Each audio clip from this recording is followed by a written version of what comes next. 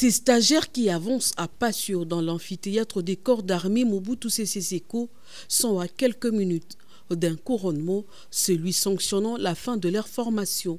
Des 150 militaires étaient inscrits au départ de cette 6e promotion de l'école de formation des renseignements assurée par les instructeurs français et congolais.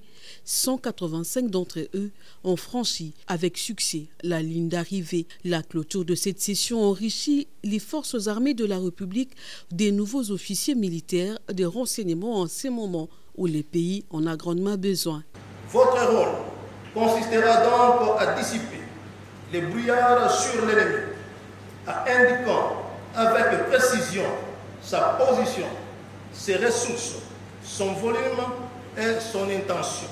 Le succès de chaque contact dépendra en grande partie de votre capacité à infiltrer les dispositifs ennemis au bénéfice de la troupe.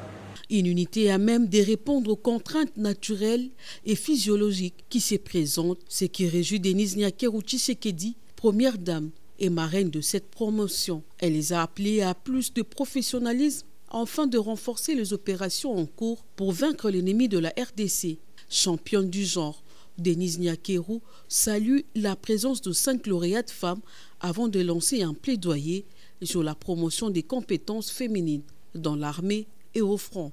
En ces moments difficiles où notre pays fait face à une guerre injuste, nous imposée par le Rwanda, à cause de nos ressources naturelles, j'ai tenu être présente aujourd'hui à cette cérémonie pour témoigner tout mon soutien à nos vaillants militaires qui consentent d'énormes sacrifices pour défendre l'intégrité du territoire national.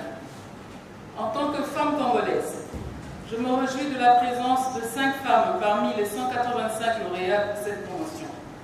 Cependant, je me questionne en même temps sur le faible taux de représentativité dans cette session 2021-2022, soit 3%.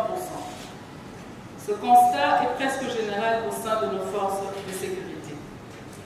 C'est l'occasion pour moi de plaider auprès des autorités militaires qu'elles assurent une présence féminine dans les commandements de différents services de sécurité et d'impliquer davantage les femmes dans les opérations dans les zones de conflit. Cette formation rentre dans le cadre du processus de la réforme de l'armée congolaise pour contribuer à la montée en puissance des FARDC tels que voulus par les commandants suprêmes. Le président de la République, Félix-Antoine Tshisekedi Tshilombo. C'est une première depuis l'histoire de la RDC qu'une première dame parraine une promotion de cette école.